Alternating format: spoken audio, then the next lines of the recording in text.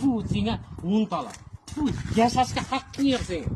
Menga mana xiyonat qilgan ko'ringlar. Jamiyatda yashashga haqqi yo'q. Eshityapsizlarmi? Haqqi yo'q jamiyatga. Hamma meni xo'rlagan yetimning borqi monglayini bitib ishlasa, shu o'sib ketardi borqi yetim bachalar. Yig'ladi kecha telefon o'ziga ham telefon qildi. Rossiyalardan ham e'landi qayt deb. Men kechiraman dedim Mahliya. Hammasini kechirdim. Otasi bilan enasi aytgandan keyin kechirdim. Hamma narsani kechirdim. Xiyonat qilganigacha kechirdim borqi, tushunyapsizlarmi? Men o'zimni oqlash uchun bular hozir bandiqani olib keldim. O'zim olib keldim. Mana uyda aytmay yurmadim men, mana endi aytyapman.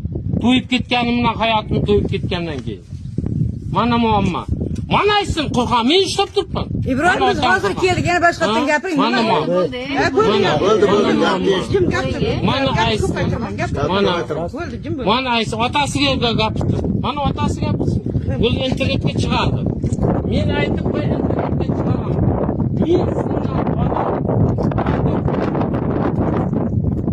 Men aytgan, hamma narsa aytgan. O'zi reklama qilgan. Talangab ket, mendan talangab ket. Minjirakka xalqning ichida talangda. Talang. Yo'q, men yashamayman. Men yashamayman. Mana otasi.